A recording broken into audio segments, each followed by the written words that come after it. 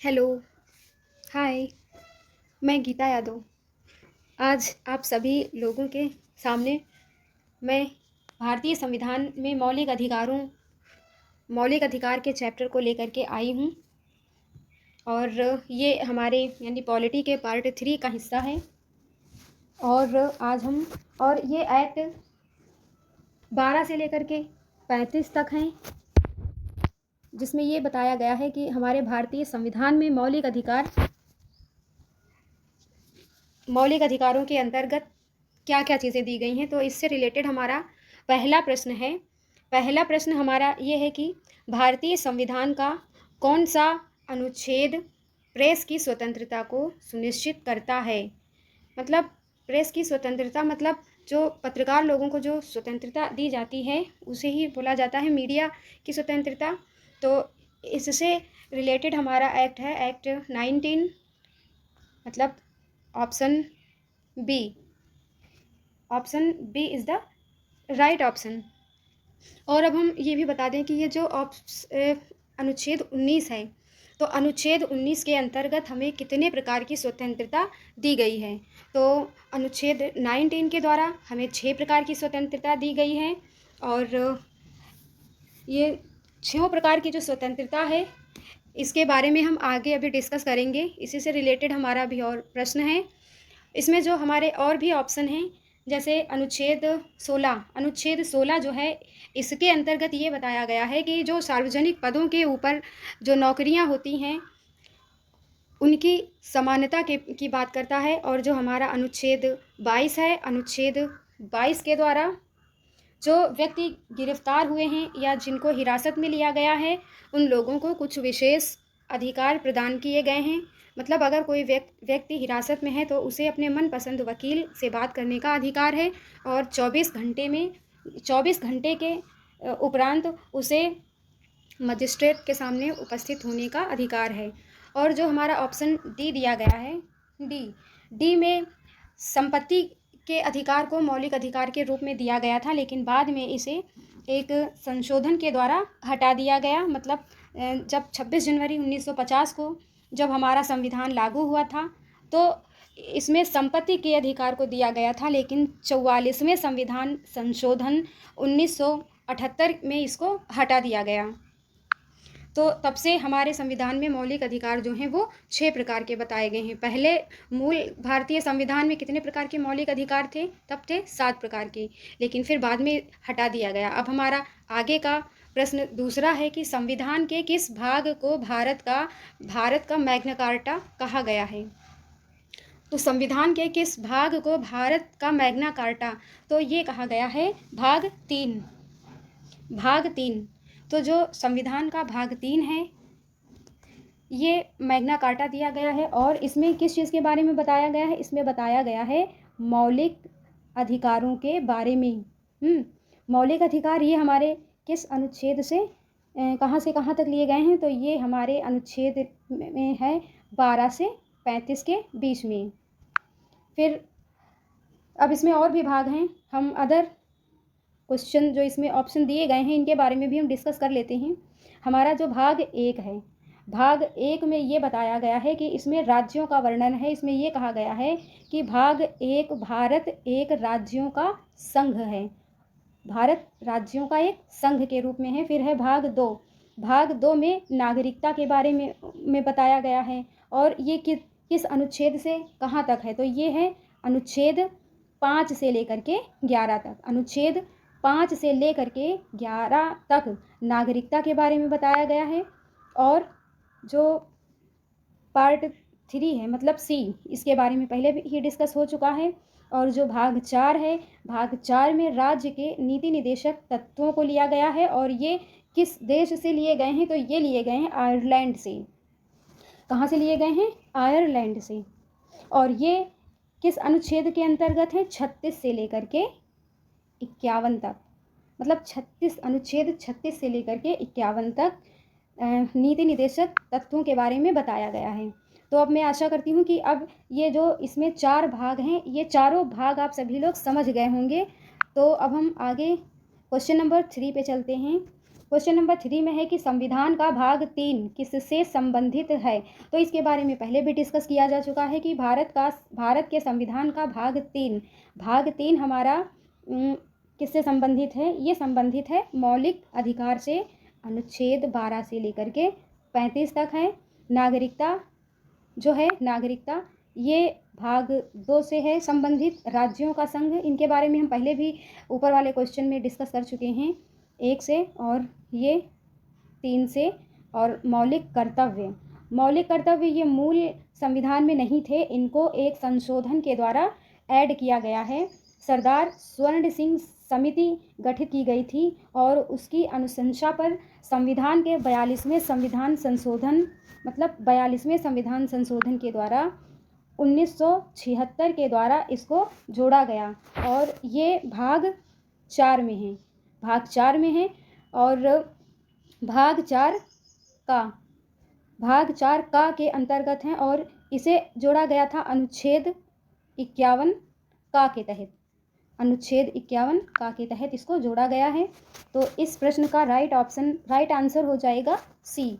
फिर उसके बाद में हमारा क्वेश्चन नंबर 4 में ये बताया गया है कि संविधान में मौलिक अधिकारों से संबंधित अनुच्छेद कौन से हैं। तो हमारे संविधान में मौलिक अधिकारों से संबंधित अनुच्छेद हैं 12 से लेकर के 35 तक। और ये किस में है, भाग 3 में। और अनुच्छेद 1 से लेकर के 4 तक, इसमें अनुच्छेद 1 से लेकर के 4 तक जो है, तो ये भाग 1 से संबंधित है। मतलब इसके तहत ये बताया गया है कि भारत राज्यों का संघ होगा। फिर उसके बाद में जो 36 से 51 इसमें राज्य के नीति निदेशक तत्वों को जोड़ा गया है और जो 76 है ये राज्यपाल से संबंधित है। चलिए अब हम अगला नेक्स्ट अपना क्वेश्चन देखते हैं। इसमें प्रश्न है हमारा कि भारतीय संविधान में कुल कितने मौलिक अधिकार हैं।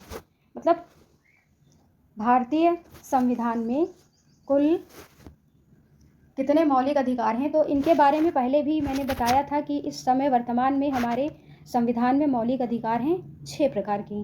पहले 7 थे, अनुच्छेद 31 में संपत्ति का अधिकार, उसको बाद में एक संशोधन के द्वारा इसको हटा दिया गया है। तो अब हमारे पास वर्तमान में मौलिक अधिकार 6 बचे हैं। फिर क्वेश्चन नंबर 6 है। क्वेश्चन नंबर 6 में ये बताया गया है कि भारतीय संविधान द्वारा भारतीय नागरिक को मूल रूप से कुल कितने मौलिक अधिकार प्रदान किए गए थे। तो मूल रूप से मतलब पहले की यहाँ पर बात की जा रही है कि जब हमारा संविधान बना हुआ था तो उस समय भारतीय संविधान में नागरिकों को मूल रूप से कुल कितने मौलिक अधिकार दिए गए थे। तो उस समय दिए गए थे 7 प्रकार के मौलिक अधिकार। और अब बात कर लेते हैं कि आखिर यहाँ के नागरिकों को ये मौलिक अधिकार क्यों दिए जाते हैं। तो किसी भी व्यक्ति के विकास के लिए, मतलब उसके ओवरऑल डेवलपमेंट के लिए मौलिक अधिकार जरूरी हैं और ये एक कानूनी अधिकार है। तो इसको संरक्षण भी कानून के द्वारा ही मिलता है। अगर किसी भी व्यक्ति के इन अधिकारों का हनन होता है तो वो सीधे सर्वोच्च न्यायालय जा सकता है, क्योंकि इसकी रक्षा कानून के द्वारा उसे मिलती है। फिर क्वेश्चन नंबर 7 में ये बताया गया है कि भारतीय संविधान में मौलिक अधिकार किस देश के संविधान से लिए गए हैं। मतलब हमारे संविधान में कुछ ना कुछ भाग दूसरे देशों से लिया ही गया है। तो अब ये पूछा गया है कि जो हमारे मौलिक अधिकार हैं ये कहाँ के संविधान से लिए गए हैं। तो ये लिए गए हैं अमेरिका के संविधान से। ठीक, आगे हमारा नेक्स्ट क्वेश्चन है 8। भारतीय संविधान के अनुसार निम्न में से कौन सा मूल अधिकार नहीं है। मतलब मूल अधिकार 6 प्रकार के हम लोगों को दिए गए हैं। तो अब हमें इन ऑप्शनों को पढ़ना है, फिर ये समझना है कि कौन सा हमारा मूल अधिकार नहीं है। तो शिक्षा का अधिकार ये है हमारा मूल अधिकार, भाषण का अधिकार मतलब अभिव्यक्ति की स्वतंत्रता ये भी है, जीवन का अधिकार भी है। तो हमारा मूल अधिकार कौन सा नहीं है ये पूछा गया है। तो ये है हमारा option B is the right option. फिर हमारा आगे का क्वेश्चन है क्वेश्चन नंबर 9 में पूछा गया है कि निम्न में से कौन से मूल अधिकार राष्ट्रीय आपातकाल के दौरान स्वतः समाप्त नहीं होते हैं। मतलब अभी पहले ये बताया गया है कि मूल अधिकार हमारे ख़त्म नहीं होते हैं, लेकिन कुछ अगर हमारे देश में विशेष स्थिति या कोई आपातकाल लागू हो गया है तो हमारे मौलिक अधिकार ख़त्म हो जाते हैं। लेकिन ऐसी स्थिति में कुछ हमारे मौलिक अधिकार होते हैं जो कभी भी ख़त्म नहीं होते हैं। तो वो हमारे मौलिक अधिकार कौन से हैं? वो है हमारा अनुच्छेद 20 और 21। 20 और 21 ये हमारा वो मौलिक अधिकार है जो किसी भी परिस्थिति में हमसे नहीं लिया जा सकता है। मतलब अनुच्छेद 20 और 21 ये कभी भी ख़त्म नहीं होता है। और अनुच्छेद 29 और जो 30 है ये अल्पसंख्यकों से संबंधित है। अल्पसंख्यकों से संबंधित है, मतलब जो अनुच्छेद 29 है तो 29 में ये बताया गया है कि अल्पसंख्यकों को अपनी भाषा और लिपि से संरक्षण देता है। और जो अनुच्छेद 30 है, 30 के द्वारा अल्पसंख्यक वर्ग को अपनी धार्मिक संस्था को स्थापित करने की आज़ादी देता है। और जो हमारा अनुच्छेद 21 है, 21 ये व्यक्ति को जीवन जीने का अधिकार देता है। और जो अनुच्छेद 20 है तो 20 जो है वो हमारा उससे रिलेटेड है कि जब तक किसी व्यक्ति का दोष सिद्ध नहीं हो जाता है कि ये दोषी है, मतलब हम अनुच्छेद 20 की बात कर रहे हैं। अनुच्छेद 20 में ये बताया है कि जब तक कि किसी व्यक्ति का दोष सिद्ध नहीं हो जाता है तब तक कि उसे सज़ा नहीं दी जा सकती है। और जो अनुच्छेद 19 है ये तो मीडिया की स्वतंत्रता से संबंधित है। तो इसमें जितने भी अनुच्छेद हैं मैंने सबके बारे में बता दिया है। फिर अब हमारा आगे का क्वेश्चन नंबर 10, इसमें ये पूछा गया है कि संविधान में उद्घोषित मौलिक अधिकारों में संशोधन किया जा सकता है। मतलब संविधान में जितने भी मौलिक अधिकार हैं तो मौलिक अधिकारों में क्या संशोधन किया जा सकता है, और अगर किया जा सकता है तो इनमें संशोधन कौन करता है? तो इनमें संशोधन करते हैं संसद, मतलब संसद के द्वारा इसमें संशोधन किया जा सकता है। आगे का हमारा नेक्स्ट क्वेश्चन है क्वेश्चन नंबर 11, मौलिक अधिकारों को लागू करने का दायित्व किस पर है? मतलब कौन है जो कि मौलिक अधिकारों को लागू करेगा? तो मौलिक अधिकारों को लागू करने का दायित्व है उच्चतम न्यायालय पे और उच्च न्यायालय पर, मतलब दोनों। तो इसका राइट ऑप्शन होगा डी, ए और दो दोनों ही सही हैं। फिर हमारा क्वेश्चन नंबर 12 में पूछा गया है कि मौलिक अधिकारों का निलंबन कौन कर सकता है? मतलब निलंबन मतलब मौलिक अधिकारों को कौन समाप्त कर सकता है? तो अगर कुछ देश में विशेष परिस्थिति है तो ऐसी दशा में हमारे देश का राष्ट्रपति, मतलब कि जो राष्ट्रपति हैं वही मौलिक अधिकारों का निलंबन कर सकते हैं। अनुच्छेद 23 और 24 ये बात करता है ऑप्शन डी, मतलब ये शोषण के विरुद्ध अधिकार दिया गया है अनुच्छेद 23 और 24 के द्वारा। 23 में ये अधिकार दिया गया है 23 के द्वारा मानव दुर्व्यवहार के बारे में या उसकी तस्करी के बारे में बात की गई है। और जो अनुच्छेद 24 है ये बच्चों से रिलेटेड है, मतलब बच्चों से जो बाल श्रम करवाया जाता है ये उससे संबंधित है। फिर हमारा जो धर्म की स्वतंत्रता है तो ये अनुच्छेद 29 और 30 में है, शिक्षा संबंधी। तो अभी इसके बारे में आगे बात होगी। आगे अब हम ये नेक्स्ट हमारा क्वेश्चन है कि भारतीय संविधान में निम्नलिखित में से कौन सा अनुच्छेद विधायन सत्ता पर पूर्ण नियंत्रण लगाती है? मतलब कौन सा अनुच्छेद विधायन सत्ता का मतलब कि किसी के साथ भेदभाव ना हो और सभी के साथ समान व्यवहार हो। तो ये हमारा कौन सा अनुच्छेद है? ये हमारा हो जाएगा अनुच्छेद 14। मतलब जो अनुच्छेद 14 है ये समानता की बात करता है और ये गारंटी देता है कि कोई भी राज्य अपने किसी नागरिक के साथ धर्म, जाति, लिंग, नस्ल, जन्म स्थान या सार्वजनिक पदों में नौकरियों का समान व्यवहार करेगा। तो ये है 14। फिर अनुच्छेद जो 16 है ये नौकरियों में समानता की बात करता है। 17 अस्पृश्यता का अंत करता है। फिर इस आगे का है हमारा प्रश्न है 16 में बताया गया है कि भारतीय संविधान में नौकरियों का समान अवसर प्रदान किया गया है। मतलब भारतीय संविधान में जो नौकरियां हैं उच्च पदों के ऊपर या जो सार्वजनिक पदों के द्वारा दी गई हैं। तो समानता की इसमें बात करता है अनुच्छेद 16। जो अनुच्छेद 16 है ये सार्वजनिक पदों पर नौकरियों में समानता की बात करता है।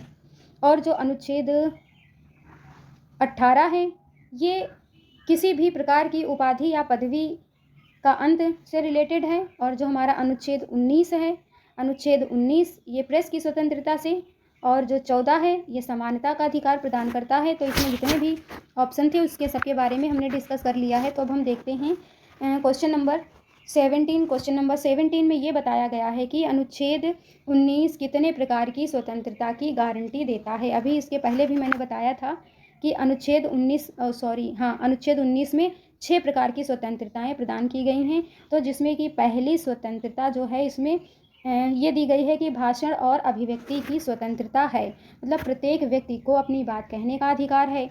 और दूसरी स्वतंत्रता ये दी गई है कि शांतिपूर्वक सम्मेलन करने की भी स्वतंत्रता है। और तीसरी स्वतंत्रता ये है कि संघ बनाने की स्वतंत्रता है, मतलब आप कोई भी अपना संघ बना सकते हैं। और चौथी स्वतंत्रता ये दी गई है कि भारत के राज्य में अबाध संचरण की स्वतंत्रता है, मतलब भारत के किसी भी राज्य में आप घूम टहल सकते हैं। पांचवी स्वतंत्रता ये है कि भारत के राज्यों में रहने की भी स्वतंत्रता है, मतलब आप भारत के किसी भी राज्य में आप रह भी सकते हैं। और जो छठी स्वतंत्रता है वो ये दी गई है कि हम अपनी जीविका को उपार्जित करने के लिए कोई भी व्यवसाय या व्यापार कारोबार हम कर सकते हैं। तो अनुच्छेद 19 में कुल 6 प्रकार की स्वतंत्रताएं दी गई हैं। अब हम आगे का क्वेश्चन नंबर 18 में ये है कि निम्नलिखित में से किस अनुच्छेद में कहा गया है कि किसी भी व्यक्ति को एक ही अपराध के लिए एक से अधिक बार अभियोजित एवं दंडित नहीं किया जा सकता है। मतलब अगर कोई व्यक्ति ने एक सज़ा की है तो उसे केवल एक ही बार सज़ा मिलेगी। अगर कोई व्यक्ति एक बार गलत काम किसी ने किया है या वो दोषी है, दोष सिद्ध हो गया है, तो उसे उस कार्य के लिए केवल एक ही बार सज़ा मिलेगी, बार बार नहीं। तो ये है हमारा अनुच्छेद 20 में। अनुच्छेद 20 के द्वारा ये दिया गया है कि किसी भी व्यक्ति को एक ही अपराध के लिए अधिक बार दंडित और अभियोजित नहीं किया जा सकता है। और जो अनुच्छेद हमारा 21 है, अनुच्छेद 21 में समानता के साथ में जीवन जीने का अधिकार है। 22 वाला जो है ये गिरफ्तार किए हुए व्यक्ति को कुछ विशेष अधिकार प्रदान करता है। और जो अनुच्छेद 17 है ये अस्पृश्यता का अंत करता है। अब हमारा है क्वेश्चन नंबर 19। इसमें दिया गया है कि 46वें संवैधानिक संशोधन अधिनियम द्वारा शिक्षा को मौलिक अधिकारों में कब शामिल किया गया था। मतलब जो 46वां था तो इसमें शिक्षा के मौलिक अधिकारों को शामिल किया गया, कब किया गया, किस सन में किया गया। तो ये किया गया था 2002 में। मतलब सन 2002 में 46वें संवैधानिक संशोधन के द्वारा शिक्षा के अधिकार को मौलिक अधिकार के रूप में शामिल किया गया। ये किस आर्टिकल के द्वारा शामिल किया गया, तो ये होगा आर्टिकल 21A। अब यहाँ पर ये ए होगा कैपिटल लेटर में। कैपिटल लेटर में अगर कोई ए है या स्मॉल लेटर में ए है तो इसका मतलब, कैपिटल का मतलब ये होता है कि ये संविधान में पहले से शामिल नहीं था, इसको बाद में एक संशोधन के द्वारा शामिल किया गया। और ये जो स्मॉल लेटर वाला ए है इसका मतलब ये होता है कि ये संविधान में मूल रूप से, मतलब पहले से ही शामिल था। तो ये स्मॉल और कैपिटल का मतलब आप लोग समझ गए होंगे। फिर आगे है हमारा यानी कि जो हमारा आर्टिकल 21A है इसके द्वारा 6 से 14 वर्ष तक आयु के बच्चों को शिक्षा अनिवार्य होगी और निःशुल्क होगी। आगे हमारा नेक्स्ट क्वेश्चन है, मौलिक अधिकारों के अंतर्गत कौन सा अनुच्छेद बच्चों के शोषण से संबंधित है। बच्चों के शोषण से संबंधित है तो ये है हमारा अनुच्छेद 24। अनुच्छेद 24 ये बच्चों के साथ किए जाने वाले दुर्व्यवहार या उनके साथ श्रम, मतलब बाल श्रम से रिलेटेड है। और जो हमारा अनुच्छेद 23 है, अनुच्छेद 23 इसके बारे में हम पहले ही डिस्कस कर चुके हैं कि ये जीवन जीने की स्वतंत्रता देता है। 19 में मीडिया को स्वतंत्रता दी गई है। 17 में अस्पृश्यता का अंत किया गया है। फिर हमारा आगे नेक्स्ट है क्वेश्चन भारतीय संविधान के किस अनुच्छेद में संवैधानिक उपचारों का अधिकार दिया गया है? इसे भारतीय संविधान की आत्मा के रूप में भी जानते हैं, संवैधानिक उपचारों का अधिकार। तो ये है हमारा एक्ट 32। इसको संवैधानिक संशोधन के रूप में भी जानते हैं और संविधान की आत्मा भी इसी को कहते हैं। तो ये होगा। फिर और जो इसमें अदर हैं हमारे ऑप्शन, इनको भी हम डिस्कस कर लेते हैं कि जो पहला वाला है अनुच्छेद 30, इस एक्ट के द्वारा जो अल्पसंख्यक वर्ग के लोग हैं उनको ये अधिकार दिया गया है कि वो अपने धर्म से संबंधित किसी संस्था की संरक्षा कर सकते हैं, उसको स्थापित कर सकते हैं, संरक्षित कर सकते हैं। और जो अनुच्छेद 31 है ये संपत्ति, तो ये तो अब समाप्त कर दिया गया है, इसको मौलिक अधिकारों से हटा दिया गया है। फिर है 32, तो ये तो संवैधानिक उपचारों से संबंधित है। 36 में राज्य की परिभाषाओं का वर्णन है। और इसके बारे में हम बता देते हैं जो अनुच्छेद 31 है। तो अनुच्छेद 31 संपत्ति का अधिकार, जो कि एक मौलिक अधिकार था, लेकिन इसको 44वें संवैधानिक संशोधन अधिनियम 1978 मतलब 1978 के द्वारा इसे मौलिक अधिकारों से हटा दिया गया। किस संवैधानिक संशोधन के द्वारा? 44वें संवैधानिक संशोधन अधिनियम के द्वारा इसको हटाया गया। फिर है अनुच्छेद 32 के अनुसार उच्च न्यायालय कितने प्रकार के रिट को जारी कर सकता है? मतलब अनुच्छेद 32 के द्वारा कितने प्रकार के रिटों को जारी कर सकता है? तो ये रिट जारी करता है 5 प्रकार के 5 प्रकार के रिट हैं, जो कि उच्चतम न्यायालय या अभी इन 5 प्रकार के रिटों के बारे में हम बताएंगे आगे हमारे हैं क्वेश्चन में। इसके बारे में हम आगे आने वाले प्रश्न में इसके बारे में हम डिस्कस कर लेते हैं।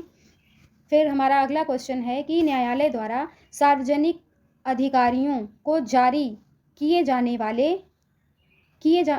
वाले रिट का क्या नाम है? तो सार्वजनिक अधिकारियों के द्वारा जो रिट जारी किए जाते हैं तो ये होगा हमारा परमादेश। जो परमादेश है ये जारी होता है। परमादेश कब? न्यायालय के द्वारा। तो पहला हमारा अभी आगे वाले उसमें था कि कितने प्रकार के वो न्यायालय रिटों को जारी कर सकता है। तो एक है बंदी प्रत्यक्षीकरण। जो बंदी प्रत्यक्षीकरण है, इसमें कोई भी व्यक्ति यदि हिरासत में लिया गया है तो उसके बारे में ये बताएगा। उसको कुछ विशेष अधिकार इस अधिनियम के द्वारा दिए जाएंगे। फिर है परमादेश, तो ये तो सार्वजनिक अधिकारियों को जारी किया जाएगा। प्रतिषेध इसका क्या मतलब होता है? प्रतिषेध का मतलब होता है कि कोई भी सबऑर्डिनेट कोर्ट्स जो हैं वो अपने न्याय क्षेत्र से बाहर वो कोई भी कार्य नहीं कर सकते हैं। मतलब सभी न्यायालयों का कोई एक एरिया होता है, तो हम सभी लोगों को उसी के अधीन में रह करके कार्य करना होता है। और फिर है अधिकार परीक्षा, ये भी रिट है, ये न्यायालय के द्वारा जारी होता है।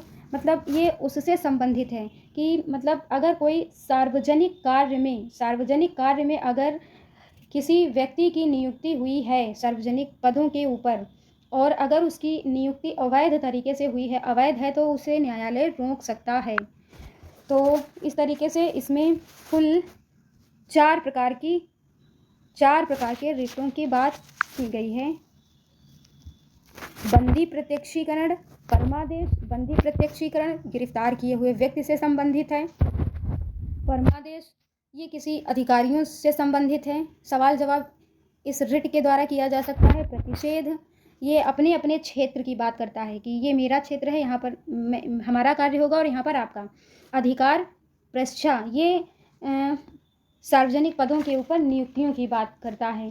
फिर हमारा पांचवी रिट है उत्प्रेषण। इसके अंतर्गत क्या है? इसके अंतर्गत ये है कि अगर मतलब कोई भी निचली अदालत है, सबऑर्डिनेट कोर्ट्स हैं, तो वो अगर वहाँ पर अगर कोई मामला लंबित है, मतलब काफ़ी दिनों से लंबित चल रहा है, किसके? उत्प्रेषण के द्वारा। उत्प्रेषण में तो काफ़ी दिनों से अगर लंबित चल रहा है और वहाँ पर उसका सही से निर्णय नहीं हो पा रहा है, तो उसे उस मामले को सुप्रीम कोर्ट या हाई कोर्ट उस मामले को अपने पास में ले सकता है। तो उत्प्रेषण ये हो गया। चलिए अब हमारा क्वेश्चन है 24 में दिया गया है, ये पूछा गया है कि संपत्ति के मूल अधिकार को किस संवैधानिक संशोधन अधिनियम द्वारा समाप्त किया गया है। तो ये है हमारा अधिनियम 44वें संशोधन अधिनियम के द्वारा इसको हटाया गया है। तो हटाने के बाद में फिर इसको क्या किया गया है, इसको कहाँ ऐड किया गया है, इसको ऐड 44वें संवैधानिक संशोधन 1978 के द्वारा इसको हटाया गया। फिर इस समय इसको जोड़ कहाँ पर दिया गया, इसे एक सामान्य कानूनी अधिकार के रूप में अनुच्छेद 300 ए पार्ट 12 में इसको जोड़ा गया है, पार्ट 12 में। ठीक, इस बात को याद रखिएगा। फिर हमारा आगे का क्वेश्चन है क्वेश्चन नंबर 24, किस मामले में सुप्रीम कोर्ट में मूल संरचना की अवधारणा दी गई है। तो किस मामले में सुप्रीम कोर्ट ने, तो यहाँ पर बात है मूल संरचना। मूल संरचना का मतलब संविधान में संसद जो है वो कुछ ना कुछ चेंजेस करती रहती है और फिर बाद में, तो इसलिए सुप्रीम कोर्ट ने ये निर्णय किया कि जिस तरीके से संसद संविधान में बदलाव लाती रहती है, तो इस बेस पे तो ये पूरा का पूरा संविधान ही बदल सकते हैं। तो इस मामले में इसलिए संसद ने, मतलब उच्च सुप्रीम कोर्ट ने ये सोचा कि संसद को कुछ बाउंडेशन, मतलब उसको कुछ एरिया में बांध दिया जाए। तो ये मामला रखा गया केशवानंद भारती का मामला 1973, केशवानंद भारती मामला 1973 में ये किया गया कि संविधान के कुछ बेसिक स्ट्रक्चर होते हैं और जो संसद है वो उसको बदल नहीं सकती है, लेकिन जो बेसिक स्ट्रक्चर है, मतलब संविधान का कौन सा भाग बेसिक स्ट्रक्चर है, इसको डिफ़ाइन नहीं किया गया। इसको समय समय पर बार बार डिफ़ाइन होता रहता है। तो ये है मौलिक मतलब बेसिक संरचना की। तो ये हमारे कुछ मौलिक अधिकारों से संबंधित कुल 25 प्रश्न थे और आशा है कि आप सभी लोगों को ये प्रश्न अच्छे लगे होंगे। इसी के साथ बहुत बहुत धन्यवाद।